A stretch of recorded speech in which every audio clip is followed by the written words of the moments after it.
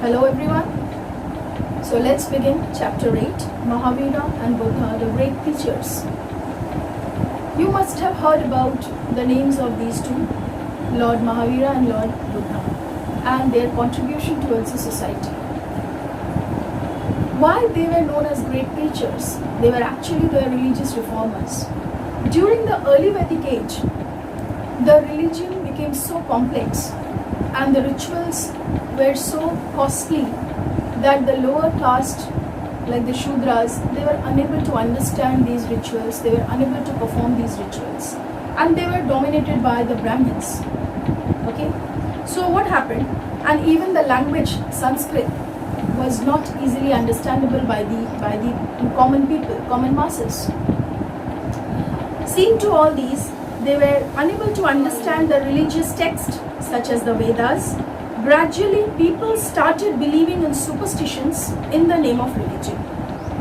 Due to this growing rigidity, what happened?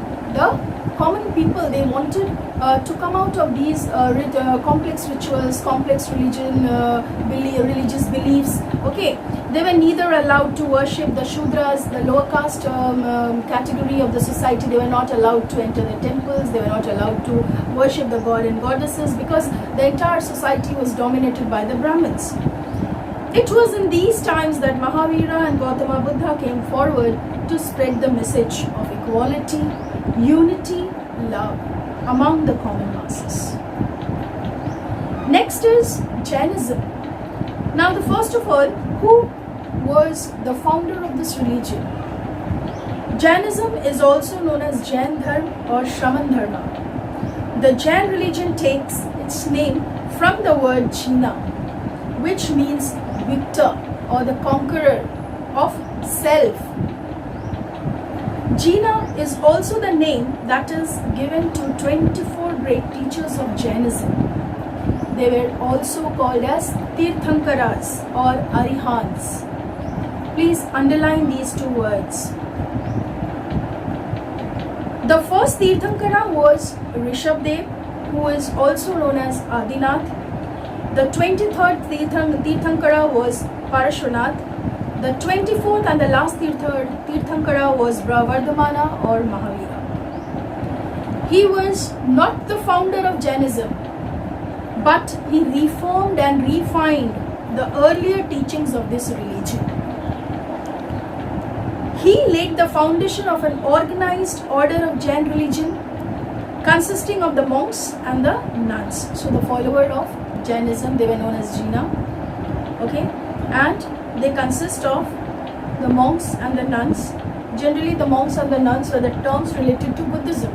Okay, Jainism stresses on conquering the inner enemies by human beings to achieve and the liberated state of super being or the supreme being. So when we are conquering ourselves, we have both the qualities within us, the good and the bad qualities. When we are able, when we are successful in conquering the bad qualities, the evil things within ourselves, then automatically we grow into a supreme being.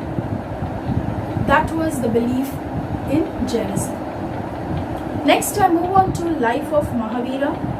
Mahavira was born at Vardhamana in 599 BC at Kundagrama near Vaishali in present-day Bihar. So you must underline this. This is an important fact.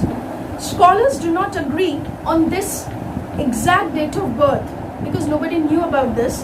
Vardhamana was a Kshatriya prince born to Siddharth, king of Kundalpura and Queen Trishala. So the name of the father is Siddharth and mother's name was Queen Trishala. Vardhamana later came to be known as Mahavira. Maha means great and Veer means hero. He did not find happiness in the luxuries of his palace. He had a very prosperous kingly life, but he was not happy from within. Okay, in spite of having so lavish life, so he left his palace at the age of 30. Okay, and he became monk. For 12 years, he spent his time mostly in meditation and to conquer his desires.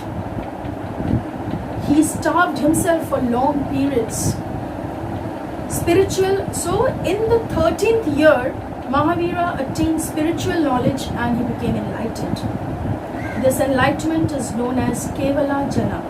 After this enlightenment, he came to be known as Jina. So next is how Mahavira spread spiritual knowledge among the masses. After he attained enlightenment at the age of 30, he traveled from place to place, teaching people how to live a contented and peaceful life, spiritually happy life. He organized them into different segments, namely the monks, that is the sadhus, the nuns, the sadhvis, laymen, shravak, and the laywomen, shravikas. He spoke in Prakrit, and which was considered a very easy language and it is understood by the common people. It was actually the language of the people. At the age of 72, Mahavira left for his heavenly abode by fasting on to death in Pavapuri. So this is one of the very important event. Please underline. It is situated near Rajgir, which is in Bihar. So till here today I am discussing the chapter. Let's move on to some questions. You'll be noting down some questions and these are all objective questions. Start writing the questions. The first is, I hope everybody is with their notebooks and your pen. Start noting down the questions. First is, what do you mean by the word Jina?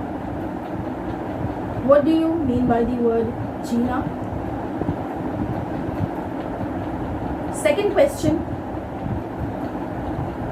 who are Tirthankaras? I repeat, who are Tirthankaras? Question number 3, name the first and the 24th Tirthankara. Name the first and the 24th Tirthankara.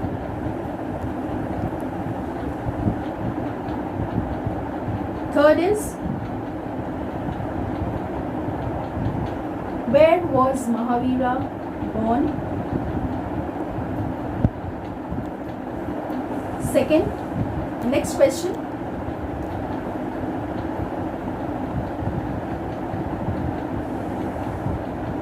Why did Mahavira left his luxurious life? Why did Mahavira left his luxurious life?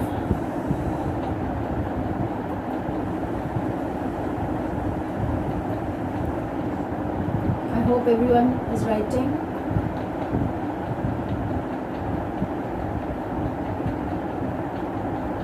What is Kevala Jana? What is Kevala Jana?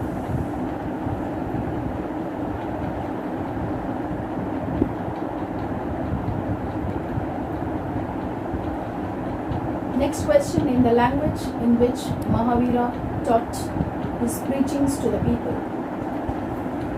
Name the language in which Mahavira taught his teachings to the people.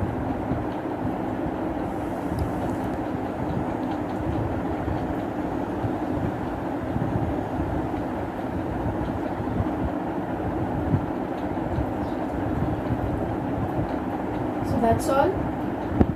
Please write down these answers and next class I'll be proceeding with the chapter. Thank you everyone.